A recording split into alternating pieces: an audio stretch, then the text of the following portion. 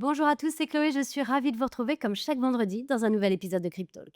Aujourd'hui, on va parler d'un sujet qui vous concerne directement si vous détenez de la crypto en France. Rappelez-vous, décembre dernier, un amendement voté en commission à l'Assemblée nationale prévoyait que dès lors que vous aviez plus de 5000 euros sur un portefeuille personnel, eh bien vous deviez les déclarer chaque année à l'administration fiscale, sans rien avoir vendu et sans avoir réalisé aucun gain, juste parce que vous en déteniez. Eh bien finalement, cet amendement a été retiré du budget définitif. Gros soulagement dans le secteur, l'écosystème en a énormément parlé ces derniers jours, mais soyons honnêtes, on a eu chaud, on est vraiment passé pas loin. Donc aujourd'hui, on va revenir ensemble sur ce sujet parce qu'il mérite vraiment qu'on s'y attarde. Allez, installez-vous confortablement, c'est parti.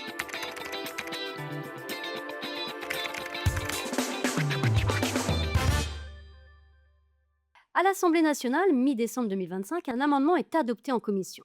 Il prévoyait que tout détenteur d'un portefeuille crypto auto-hébergé, dès lors que la valeur dépassait 5000 euros, devait faire une déclaration annuelle à l'administration fiscale, avec comme information le wallet, son adresse, sa valeur au 1er janvier, et ce tous les ans, et sans que ça déclenche le moindre impôt. Et c'est là que c'est fondamental à comprendre. Aujourd'hui en France, pour la crypto, vous payez de l'impôt uniquement si vous vendez. Et tant que ça reste en crypto, sur votre wallet, vous ne payez rien. L'amendement lui disait que peu importe que vous ayez vendu ou pas, le simple fait de détenir suffit pour une obligation de déclaration. Alors, je ne sais pas si vous voyez, mais c'est vraiment un changement de logique majeur. En France, quand vous possédez de l'or physique, vous n'avez aucune obligation de le déclarer chaque année. Pareil pour les œuvres d'art, les bijoux ou même les billets que vous avez dans votre coffre-fort. Tant que vous ne les vendez pas, l'administration n'a pas à savoir ce que vous détenez. Et c'est vraiment un principe de base. On impose sur les transactions, mais on n'impose pas sur la détention. Alors l'amendement crypto introduisait cette exception pour les wallets auto-hébergés. Un wallet auto-hébergé, pour rappel, c'est ce qu'on appelle faire de la self-custody. C'est que c'est vous qui drivez, qui pilotez, qui gérez vos actifs numériques sur un Ledger, un MetaMask et j'en passe.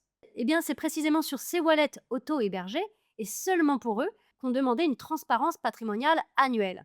Et c'est exactement ce que la directrice générale de la DAN a pointé du doigt, Claire Balva. La DAN, pour rappel, c'est l'Association pour le développement des actifs numériques, l'association d'ailleurs qui représente le secteur français auprès des pouvoirs publics. Donc Claire Balva a parlé d'une surveillance patrimoniale généralisée qui n'existe pour aucun autre actif détenu sans intermédiaire.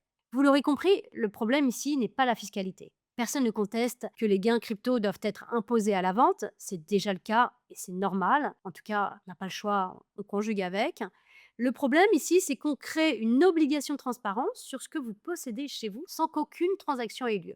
Alors imaginez, si demain l'administration tient un fichier centralisé de tous les wallets auto-hébergés français de plus de 5000 euros, avec leur valeur, leur adresse, le nom du détenteur. J'imagine que vous voyez où je veux en venir. Le risque de fuite de données, le risque d'intrusion, c'est une liste précise de gens à cibler pour tout ce qui est cyberattaque, chantage ou pire kidnapping, chose qu'on a pu voir ces dernières années. L'un des grands intérêts d'un wallet auto-hébergé, c'est précisément la discrétion. Vous êtes votre propre coffre, personne d'autre n'a besoin de savoir ce qu'il y a dedans.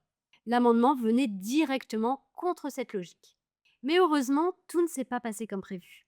L'amendement donc passe en commission mi-décembre 2025. La nouvelle se diffuse, tout le monde s'agite, l'ADAN monte au créneau, le secteur s'organise. Le PLF continue son parcours entre l'Assemblée et le Sénat et au final, lors des arbitrages finaux, la mesure a été retirée. Le gouvernement qui a engagé sa responsabilité sur le texte a décidé d'épargner la crypto sur ce point précis. Donc concrètement, en mai 2026, à date d'écriture de ce podcast, l'obligation de déclaration annuelle des wallets auto-hébergés n'existe pas dans la loi. Elle a été envisagée, certes, elle a été votée en commission, mais surtout elle a été retirée. Maintenant, il y a deux choses pour ne pas raconter la moitié de l'histoire. D'abord, déclarer n'est pas taxé. L'amendement ne crée pas un nouvel impôt, comme on a pu entendre. Ça, c'est de la fausse information. Il crée une obligation déclarative. Et il serait vraiment malhonnête de prétendre que toute transparence fiscale est illégitime. L'État, bien sûr, a ses raisons. Lutter contre la fraude, lutter contre le blanchiment, ce sont des vrais objectifs, des objectifs sérieux. Le débat n'est donc pas transparence ou pas. Il est à quel niveau et avec quelle garantie. Ensuite, gardez bien en tête que le sujet n'est pas mort. Quand un amendement comme celui-ci est déposé une fois, il y a de fortes chances qu'il revienne sur le tapis sous une forme ou une autre dans les futurs budgets. Donc retenez bien, en mai 2026, le régime fiscal français de la crypto pour un particulier reste celui qu'on connaît déjà. Vous payez de l'impôt quand vous vendez sur vos plus-values à un taux forfaitaire de 31,40%. Tant que vos cryptos restent sur votre wallet auto-hébergé sans aucune transaction, vous n'avez rien à faire, rien à déclarer. Mais on est vraiment passé tout près. L'idée a été votée en commission et c'est seulement dans les arbitrages finaux qu'elle a sauté. Ça veut donc dire qu'au sein du Parlement, une partie des élus est prête à aller dans cette direction. Pour vous, ça veut dire qu'il faut vraiment suivre les débats budgétaires de fin d'année avec la plus grande des attentions et ne pas tenir pour acquis le cadre fiscal actuel. Car comme vous le voyez, il peut très vite être manié. Pour finir, on peut se poser une question. Si demain, la loi finit par imposer cette transparence sur les portefeuilles auto-conservés, est-ce qu'on est encore dans une logique de fiscalité ou est-ce qu'on bascule vers autre chose? Jusqu'où l'État doit-il connaître ce que ses citoyens détiennent chez eux sans transaction, sans gain? La question vaut pour la crypto aujourd'hui, mais peut-être qu'elle vaudra pour d'autres actifs demain. Voilà, j'espère que ce podcast sur l'amendement crypto retiré du budget 2026 vous aura plu. En tout cas, c'est une très bonne nouvelle. J'espère que vous y voyez un petit peu plus clair sur ce qui s'est passé, enfin surtout sur ce qui ne s'est pas passé. N'hésitez pas à liker, partager et mettre en favori si vous êtes sur une plateforme de streaming et surtout parlez-en autour de vous parce que beaucoup de détenteurs ne savent pas qu'on est passé à ça d'un changement majeur.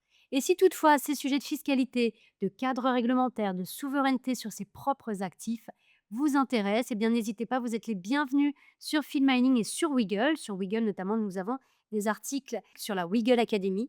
Ce podcast n'est absolument pas un conseil fiscal pour votre situation personnelle. Je vous recommanderai toujours de vous rapprocher d'un fiscaliste. Voilà, c'est tout pour moi. Je vous dis à la semaine prochaine. Je vous souhaite un excellent week-end à tous en attendant. Prenez soin de vous. Ciao, ciao.